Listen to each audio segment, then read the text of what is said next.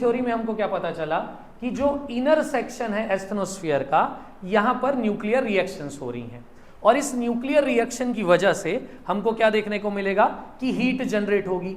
ये हीट यहाँ के मॉलिक्यूल्स को अवेलेबल होगी, और ये मॉलिक्यूल्स हीट मिलने की वजह से एक दूसरे से दूर जाने लगेंगे।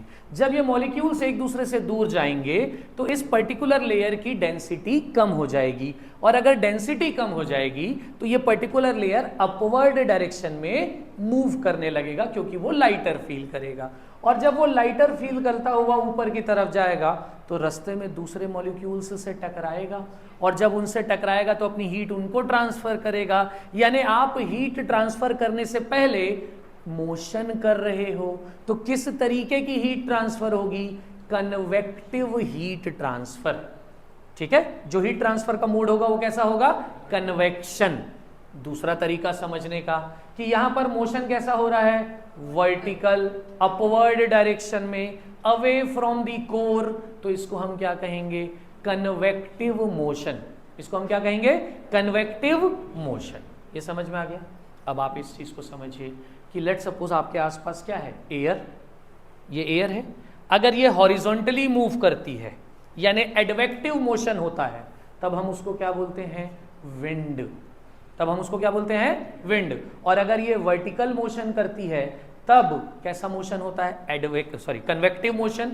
और जब ये कन्वेक्टिव मोशन करती है तब हम उसको क्या बोलते हैं? करंट। ठीक है, इज इट क्लियर? तो अगर एयर की हॉरिजॉन्टल मूवमेंट हुई यानी कैसी मोशन? एडवेक्टिव मोशन, तब हम उसको क्या बोलते हैं? विंड। और एयर की अगर वर्टिकल मोशन हुआ यानी कि कन्वेक्टिव मोशन, तब हम उसको क्या बोलते हैं? करंट्स। Is it clear? तो जब बहुत तेज हवाएं आपके चेहरे पर चलती हैं तो आप क्या बोलते हो? कि विंड बहुत तेज चल रही है। ये सुनो, आपके जो मीटियोरोलॉजिकल डिपार्टमेंट का डेटा आता है जहां पर आपको मौसम के बारे में बताया जाता है, वहां पे क्या बोलते हैं? विंड स्पीड कैसी होगी।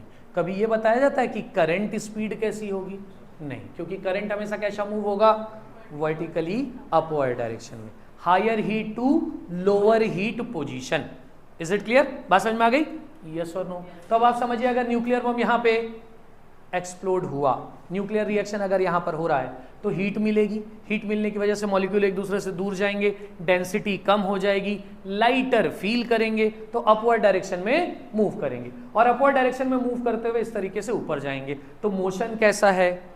वर्टिकली अपवर्ड यानी कन्वेक्टिव मोशन। और जब कन्वेक्टिव मोशन होता है तब हम उसे क्या पुकारते हैं? करंट। तो ये जो वर्टिकली अपवर्ड डायरेक्शन में मटेरियल जा रहा है, इसे हम क्या कहेंगे? करंट। इसको हम क्या कहेंगे? करंट। और ये करंट क्यों हो रहा है? Because of convective heat transfer. और इसलिए इस थ्योरी का हम नाम क्या रखेंगे? Convection current theory. इसका नाम हम क्या रख देंगे? Convection current theory. Is it clear? ये बात समझ में आई? पक्का? अब आप समझो, अगर ये नीचे से अपवर्ड डायरेक्शन में मूव हो रहा है तो कहां तक जा सकता है? जहां तक उसके मोशन को रिस्ट्रिक्शन ना मिले। रिस्ट्रिक्शन कहां मिल रहा है? अपर लेयर में, जहां पे क्या एग्जिस्ट कर रहा है? लिथोस्फीयर। तो लिथोस्फीयर इसके मोशन को रोक रहा है, तो ये धीरे धीरे ऊपर जाएगा, ऊपर जाके टकराएगा, और टकराने के बाद डाइवर्ट हो जाएगा। जैसे घर में किचन में अगर आप सब्जी पकाते हैं और सब्जी में अगर आपने ग्रेवी बनाई हुई है और ऊपर का ढक्कन अगर रखा होता है, तो आप देखते हैं कि नीचे जो आपने ग्रेवी रखी है वो टकराती है किससे? ढक्कन से। और जब आप ढक्कन को पलट के देखते हो तो उसमें ग्रेवी के ड्रॉपलेट्स नज़र आते हैं। क्यों?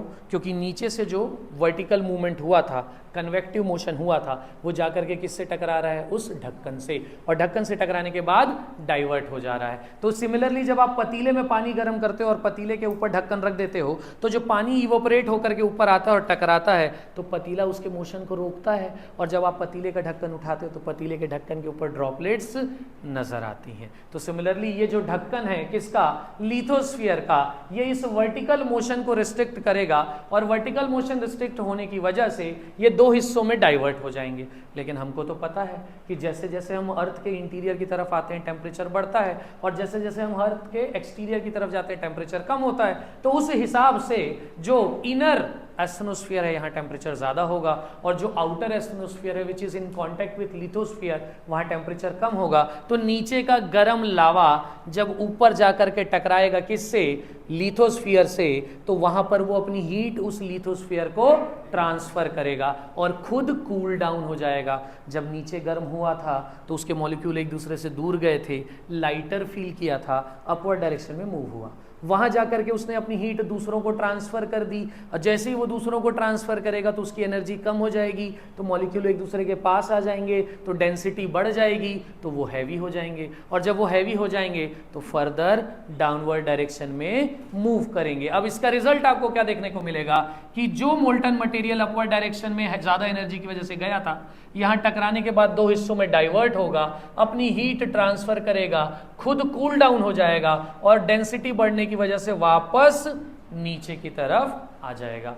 अब जब वो नीचे आएगा तो यहाँ तो न्यूक्लियर बम फट रहा है और अगर न्यूक्लियर बम फट रहा है तो उसको एनर्जी दोबारा मिलेगी और जब वो दोबारा से एनर्जी गेन करेगा तो उसके मॉलिक्यूल फिर एक दूसरे से दूर जाएंगे, लाइटर हो जाएंगे और फिर अपवर्ड डायरेक्शन में मूव करेंगे। यानी हमारे सामने एक साइकिल चलेगा जहां पर upward motion, horizontally divert motion, फिर डाउनवर्ड मोशन और फिर हॉरिजॉन्टली अपवर्ड मोशन की प्रिपरेशन। बात समझ में आ रही है? तो पहले मोल्टन मटेरियल गर्म होकर ऊपर गया, फिर यहाँ हीट ट्रांसफर की ठंडा हुआ, फिर नीचे आया, फिर गर्म हुआ, फिर ऊपर गया, फिर ठंडा हुआ, फिर नीचे आया, फिर गर्म हुआ, फिर ऊपर गया और इस तरीके से साइकिल कंटिन्यू होती रहेगी। अब ये साइकिल की शुरुआत ही क्यों हुई थी?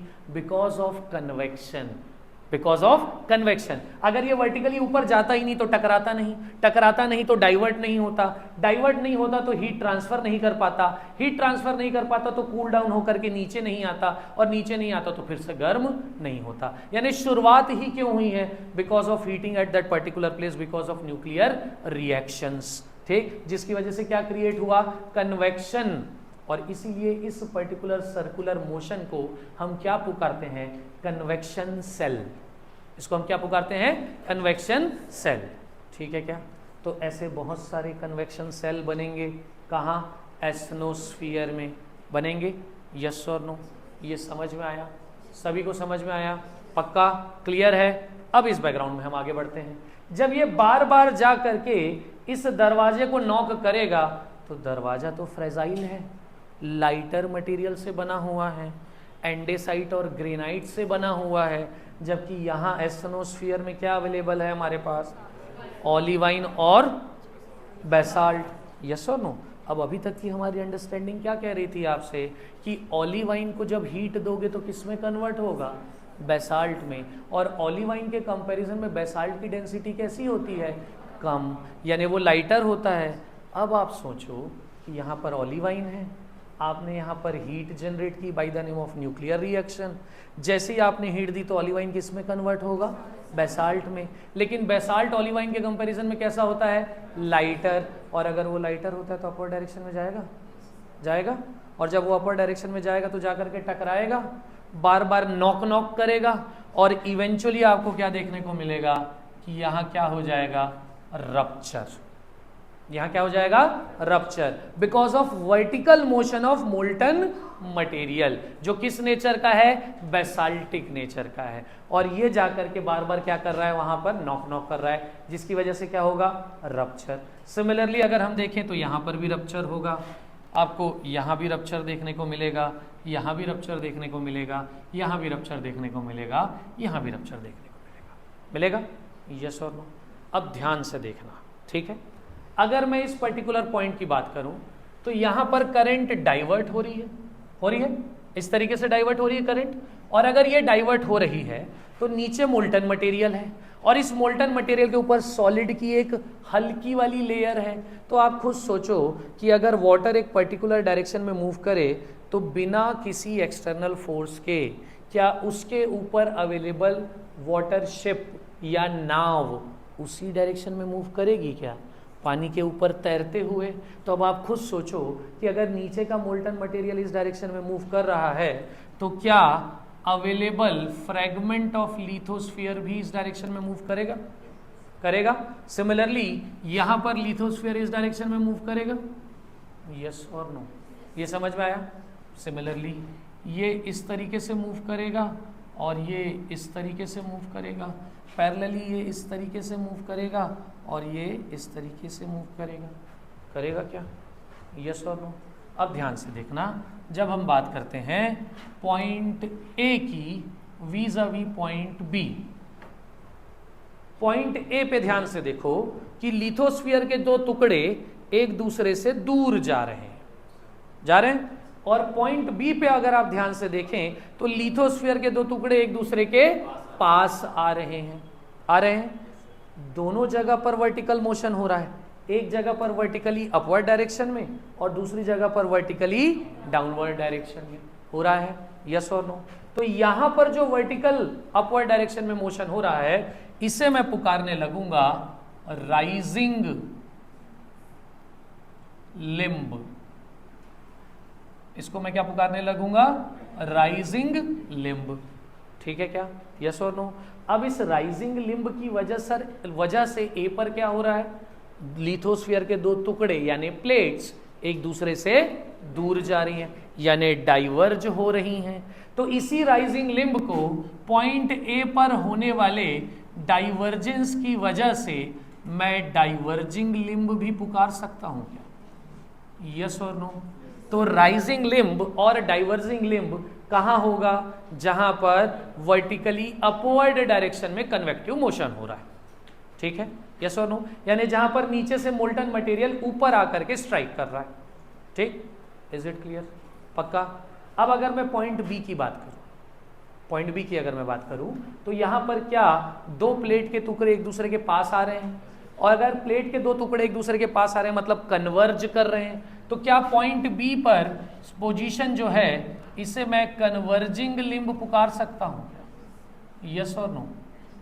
तो यहां पर मुझे क्या देखने को मिलेगा? कन्वर्जिंग लिम्ब देखने को मिलेगा, यस और नो? Is it clear? समझ में आया? पक्का? तो अब अगर हम देखें तो कन्वेक्शन सेल्स की वजह से अर्थ पर कुछ जगहों पर डाइवर्जिंग लिम्ब बनेगा और कुछ जगहों पर कन्वर्जिंग लिम्ब बनेगा। ठीक? जहां पर डाइवर्जिंग लिम्ब बनेगा वहां पर कॉन्टिनेंट्स एक दूसरे से दूर जाएंगे, और जहां पर कन्वर्जिंग लिम्ब बनेगा वहां पर प्लेट्स एक दूसरे के पास आएंगे। ठीक है क्या? यस और नो? क्लियर है? ये समझ में आया सभी को? पक्का? इसमें किसी कोई डाउट? चलो फिर छापो।